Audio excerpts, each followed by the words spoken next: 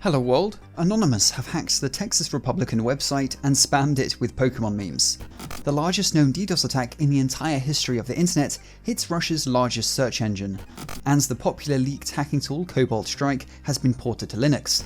That's in today's episode of The Week Web, where we break down and dissect cybersecurity related tech news.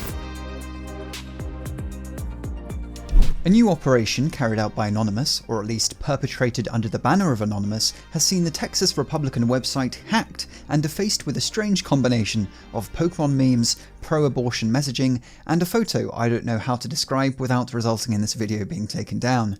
The hack was executed in protest of the new Texas abortion law.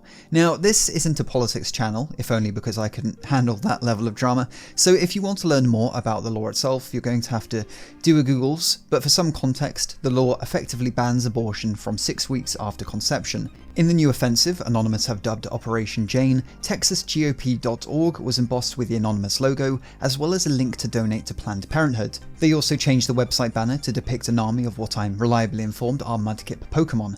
There's also a link in the header to a Pokémon wiki page on Mudkip. Why Mudkip? Well, Mudkip is an old Anonymous meme, suggesting that whoever carried out this attack isn't new to the movement. Back in 2008, during the Project Chanology protests against the Church of Scientology, many protesters used Mudkip as a mascot, adopting the shibboleth of asking others if they like Mudkip as a way of identifying other Anons. The defaced website bears a phone number. I called the number out of mere curiosity.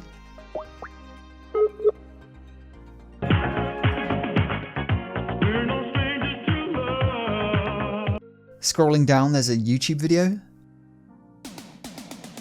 The header links to a Twitter account purporting to represent the movement. It sports one of Anonymous's classic press release videos. We are everything, anyone, nothing, and no one all at once.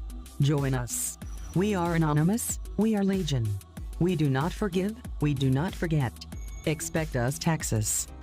At the bottom of the page, there's a very NSFW image, and like I mentioned in the intro, I don't think there's a way of describing it in terms that won't get me demonetized. The curious among you can head over to the TexasGOP.org cached page on the Wayback Machine. The vandalized version of the site was live for just a few hours before being taken down. Since control of the site was regained by the GOP, the site bears a notice detailing the hack, which was carried out on the anniversary of 9/11. There's no indication as to how the hack was perpetrated. The most probable explanation is an insecure or reused password, as opposed to some kind of zero-day wizardry.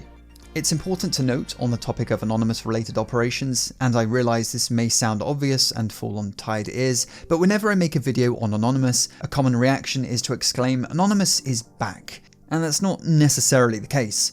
Anonymous is only a name to act under, meaning every anonymous operation you see on Wikipedia could have been carried out by different groups of people, and that probably is the case to a large extent, whilst there will of course be some overlap. The world's largest DDoS attack has been detected. A botnet made up of tens of thousands of devices has been observed attacking Yandex, Russia's largest search engine. The botnet is growing rapidly and has been dubbed Meris, which means plague in Latvian. Yandex describes this newly discovered botnet in a new blog post. The attacks have been going on for several weeks, their scale is unprecedented, and their source is a new botnet, about which little is known so far.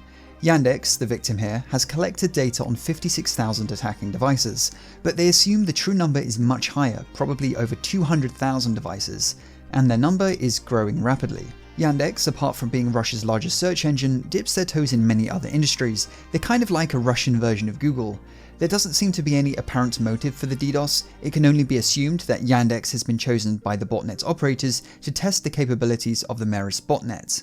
The new offensive is arguably the largest attack of all time. I say arguably because there's various different types of DDoS attacks, and thus various different ways of measuring them. Meris inflicted an attack of about 22 million RPS, or requests per second. The second largest attack was observed by Cloudflare just last month, which came in at 17 million RPS. However, these attacks have a lot in common. Both consisted of HTTP requests and a similar pattern in the duration and distribution of source countries. Yandex reckons they were both carried out by the same bad actor. It would be reasonable to assume that this is yet another Mirai-style botnet, comprised of infected IoT devices, a common sight in DDoS attacks over the past couple of years. But no, Yandex notes that all the attacking devices seem to belong only to the manufacturer MikroTik. MikroTik is a Latvian network equipment manufacturer. Yandex analysed several of the attacking devices and found they had a lot in common, as all had certain ports open. This is congruent with MikroTik devices which also use these ports, helping them to make the attribution. MikroTik responded to these findings and made a depressing discovery. They said these attacks used the same routers that were compromised in 2018. They're referring to a vulnerability which was discovered being exploited 3 years ago. Despite being swiftly patched, many users still haven't updated their firmware. And it's not just mega corporations being targeted with Meris. A blog I follow for cybersecurity analysis was also taken offline by the botnet. The motivation for which is a mystery, but I can only guess that if you have access to such a powerful tool, you're going to want to try it out, just to see what happens. A previously unknown threat actor has ported Cobalt Strike to Linux. Cobalt Strike comes up quite a bit in my videos. It's a fully legit pentesting tool developed for white hat hackers, giving them a useful tool in conducting pentests. Cobalt Strike has a whole range of features, which has made it an industry-leading piece of software. However, ironically, whilst this tool is meant for the good guys, it's increasingly used by bad actors. Over the past couple of years, it's been cracked and had its source code leaked, opening it up for use by black hats. It's seemingly become an industry standard for cybercriminals, as well as cyber professionals. Now, I can't put a figure on it, but it's definitely the most common Trojan I read about being used by threat actors. Criminals are now taking it upon themselves to develop additional Cobalt Strike features. Intezer, a cybersecurity company, detailed these new findings, which include a Linux-based Cobalt Strike beacon. A beacon is essentially a payload compatible with Cobalt Strike. This newly developed beacon has much of the same functionality as the original version. The reasoning for bad actors going to these lengths isn't hard to wrap your head around.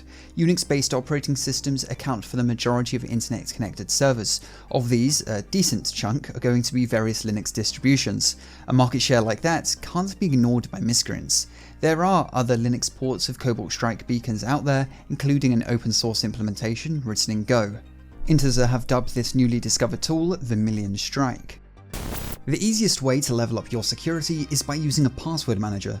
I recently surveyed you guys on Instagram. Make sure to follow me, by the way. I found half of you guys aren't even using one. I mean, come on.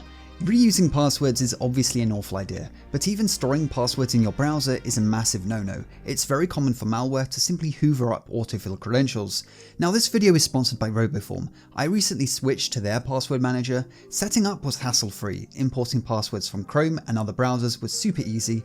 Then I just downloaded their browser extension and mobile app, which runs on Mac, Windows, Linux, iOS, and Android, and I was done. Cross-platform automatic password syncing, safe in the knowledge that malware can't so easily scoop up your credentials if you're hacked. Greatly enhance your security today for the price of a pizza. If you use the link in the description, you'll get a whole year's access for just $16. That's little more than $1 a month. And in the unlikely scenario you aren't happy with Roboform for any reason, they have a 30-day money-back guarantee. Roboform, linked in the description.